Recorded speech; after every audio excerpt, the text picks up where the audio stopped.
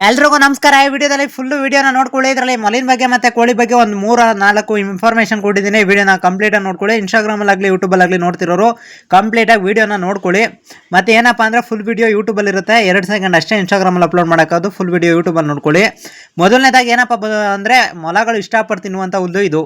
ಅಂದರೆ ಇಲ್ಲಿ ಕಾಣಿಸ್ತಿದೆ ನೋಡಿ ಹುಲ್ಲು ಯಾವುದು ಅಂತ ಕಮೆಂಟ್ ಮಾಡಿ. ಫುಲ್ ಹೆಸರು ಮಾತ್ರ ನಾನು ಹೇಳಲ್ಲ, ನಿಮಗೆ ಗೊತ್ತಿದ್ರೆ ಇದ್ರ ಹುಲ್ಲು ಬಗ್ಗೆ ಕಮೆಂಟ್ ಮಾಡಿ. ನೆಕ್ಸ್ಟ್ ವಿಡಿಯೋದಲ್ಲಿ ಯಾವ ಹುಲ್ಲು ಜಾಸ್ತಿ ಇಷ್ಟಪಟ್ಟು ತಿನ್ನುತ್ತೆ ಅಂತ ನಿಮಗೆ ಹೇಳಿರ್ತೀನಿ. ಮತ್ತೆ ಏನಪ್ಪ ಅಂದರೆ ಇನ್ನೊಂದು ವಿಷಯ ಏನು ಅಂತಂದರೆ, ಮೊಲಗಳನ್ನ ಕೆಳಗಡೆ ಬಿಡ್ತಿರಲ್ಲ ಬ್ರೋ, ಅದಕ್ಕೆ ಯೂರಿನ್ ಫಂಗಸ್ ಬರಲ್ವಾ? ಯೂರಿನ್ ಫಂಗಸ್ ಬರೋಕ್ಕೆ ಅದು ಜಾಸ್ತಿ ಗಲೀಜಿದ್ರೆ ಮಾತ್ರ ಬ್ರೋ ಯೂರಿನ್ ಫಂಗಸ್ ಬರೋದು. ಈ ಥರ ಬಿಟ್ಟಾಗ ಏನು ಗಲೀಜು ಜಾಸ್ತಿ ಕಾಣಿಸ್ತಿಲ್ಲ, ನೋಡ್ಕೊಳ್ಬೇಕಿದ್ರೆ.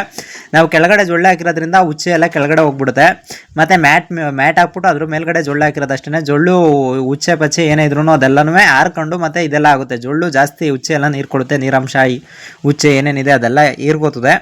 ಅದರಿಂದ ಯೂರಿನ್ ಫಂಗಸ್ ಆಗಲಿ ಮತ್ತು ಸೋಂಕಾಗಲಿ ಯಾವುದು ಬರೋಲ್ಲ ಮೊಲಗಳಿಗೆ. ನಿಮಗೆ ಮೊಲಗಿರೋದೇ ಒಂದೇ ಒಂದು ರೋಗ, ಅದು ಯೂರಿನ್ ಫಂಗಸ್ ಅಂತ ನಿಮಗೂ ಗೊತ್ತು. ಅದು ಬಿಟ್ಟರೆ ಇನ್ನೇನು ರೋಗಗಳಿಲ್ಲ ಫ್ರೆಂಡ್ಸ್, ಆರಾಮಾಗಿ ಸಾಕ್ಬೋದು.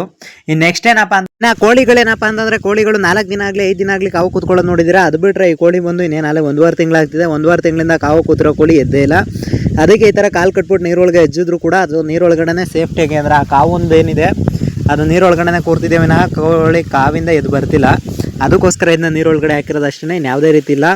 ಇದು ಬಾತುಕೋಳಿ ಥರ ನೀರನ್ನ ಜಾಸ್ತಿ ಇಷ್ಟಪಡೋಕೆ ಆಗ್ಬಿಟ್ಟೈತೆ. ಅಂದರೆ ಒಂದು 4 ದಿನ ಬಾತುಕೋಳಿ ಜೊತೆ ಬಿಟ್ಟಿದ್ವಿ, ಅದು ನೋಡಿನೇ ಇದು ಬಾತುಕೋಳಿ ಥರ ಆಗ್ಬಿಟ್ಟೈತೆ. ಇದು ಯಾವಾಗಲೂ ನೀರೊಳಗಡೆ ಇರೋದನ್ನ ಇಷ್ಟಪಡ್ತದೆ. ಇವಾಗ ನಾವು ಬಿಡ್ತು ಅಂದ್ರೂ ಕಾಲು ಬಿಚ್ಚಿಬಿಟ್ರು ಕೂಡ, ಈಗ ಫಸ್ಟು ಕಾಲು ಕಟ್ಬಿಟ್ಟು ನೀರೊಳಗೆ ಹಾಕ್ತಿದ್ವಿ, ಇವಾಗೆಲ್ಲ ಕಾಲು ಬಿಚ್ಚಿಬಿಟ್ಟೆ ಹಾಕಿರೋದು. ಆದರೂ ಕೂಡ ಮೇಲ್ಗಡೆ ಎದ್ದು ಬರಲ್ಲ. ಈ ಥರ ಕಾವು ಕೋಳಿಗಳು ಇರ್ತವೆ. ಅಂದರೆ ಕಾವು ಕೋಳಿಗಳು ಮಿನಿಮಮ್ ಒಂದು 15 ದಿನ 20 ದಿನಕ್ಕೆಲ್ಲ ಕಾವು ಕೋಳಿಗಳು ಕಾವಿಂದ ಎದ್ದು ಬರಬೇಕು. ಇದೇನಪ್ಪ ಅಂತಂದರೆ ಇನ್ನೇನು ತುಂಬ ದಿನ ಆದರೂ ಕೂಡ ಕಾವಿಂದ ಎದ್ದು ಬರ್ತಿಲ್ಲ. ಮತ್ತು ಮೊಟ್ಟೆಗೆ ಬರಬೇಕು ಅಂದರೆ ಒಂದು 15 ದಿನ ಅಷ್ಟೇ ಈ ಥರ ಕಾವು ಕೂತ್ಕೊಳ್ಳೋದು. 15 ದಿನ ಆದಮೇಲೆ ಕಾವು ಬರಬೇಕು. ಪ್ಯೂರ್ ನಾಟಿ ಕೋಳಿಗಳು ಕಾವು ಕೂತ್ಕೊಂಡಾಗ ಕೆಲವು ಕೋಳಿಗಳು ಏನಾಗುತ್ತೆ ಅಂದರೆ ಹುಂಜ ಮೆಟ್ಟೋದಿಲ್ಲ ಅಂತಂದರೆ ಆಟೋಮೆಟಿಕ್ ಈ ಥರ ಕಾವು ಕೂತ್ಕೋತು ಅಂದರೆ ಕಾವಿಂದ ಎದ್ದು ಬರಲ್ಲ ಫ್ರೆಂಡ್ಸ್. ಅದಕ್ಕೆ ಏನು ಮಾಡಬೇಕು ಅಂತಂದರೆ, ನೀವು ಆದಷ್ಟು ನಿಮಗೆ ಮೊಟ್ಟೆ ಇಕ್ಕಿಸ್ಕೊಂಡಾದ್ಮೇಲೆ ಇಲ್ಲ ಮೊಟ್ಟೆ ಏನಾದರೂ ಇತ್ತು ಅಂತಂದರೆ ಕಾವು ಕುಣಿಸ್ಬೇಕು. ಇಲ್ಲ ಅಂತಂದರೆ ಆಟೋಮೆಟಿಕ್ ಕಾಲು ಕಟ್ಬಿಟ್ಟು ಇಲ್ಲ 1-2 ದಿನ ಕಾಲು ಕಟ್ಬಿಟ್ಟು ನೇತಾಕಬೇಕಾಗುತ್ತೆ, ಇಲ್ಲ ಕಾಲು ಕಟ್ಬಿಟ್ಟು ಬಿಡಬೇಕಾಗುತ್ತೆ. ಈ ಥರ ಬಿಟ್ಟರು ಕೆಲವು ಹುಂಜಗಳು ಮೆಟ್ಟಲಿಲ್ಲ ಅಂದಾಗ ಈ ಥರ ಆಟೋಮೆಟಿಕ್ ಆಗೇ ಆಗುತ್ತೆ ಫ್ರೆಂಡ್ಸ್. ಅದಕ್ಕೋಸ್ಕರ ನೋಡಿಕೊಂಡು ಇದೆಲ್ಲನೂ ಮಾಡಬೇಕಾಗುತ್ತೆ. ನೋಡ್ತಾ ಇರ್ಬಂದಿರಿ, ನೀರು ಅಂದರೆ ಜಾಸ್ತಿ ಇಷ್ಟ ಆಗ್ಬಿಟ್ಟೈತಿ ಈ ಕೋಳಿಗೆ.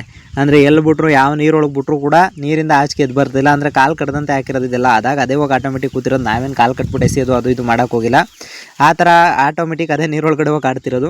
ಈ ಥರ ಕಾವು ಕೋಳಿಗಳು ನಿಮ್ಮ ಹತ್ರನೂ ಇತ್ತು ಅಂದರೆ, ನಿಮ್ಗೇನಾದರೂ ಈ ಥರ ಎಕ್ಸ್ಪೀರಿಯನ್ಸ್ ಆಗಿದ್ರೆ ನೀವು ಕಮೆಂಟ್ ಮಾಡಿ ಹೇಳಿ. ಅಂದರೆ ನಿಮ್ಗೆ ತುಂಬ ಜನಕ್ಕೆ ನಾನು ಹೇಳೋದೇನು ಅಂತಂದರೆ, ನನಗೇನಾದರೂ ಎಕ್ಸ್ಪೀರಿಯನ್ಸ್ ಇಲ್ಲ, ಅದ್ರ ಬಗ್ಗೆ ಏನಾದರೂ ಗೊತ್ತಿಲ್ಲ ಅಂದರೆ ನೀವು ಒಂದು ಸ್ವಲ್ಪ ಹೇಳಿ, ಅದ್ರ ಬಗ್ಗೆ ನಾವು ತಿಳ್ಕೊತೀವಿ. ಬಟ್ ನಾವು ಹೇಳೋದೇ ನಿಜ ಇರುತ್ತೆ, ನಾವು ಹೇಳೋದೇ ಇದು ಅಂತ ಅನ್ನೋದಿಲ್ಲ. ನಮ್ಮ ಅನುಭವ ಏನೈತೆ ಅಂದರೆ ಅದನ್ನು ಮಾತ್ರ ಹೇಳಿರ್ತೀನಿ, ಎಕ್ಸ್ಪ್ಲೇನ್ ಮಾಡಿರ್ತೀನಿ. ಅದು ಬಿಟ್ಟರೆ ಯಾವುದೂ ಇರಲ್ಲ ಫ್ರೆಂಡ್ಸ್.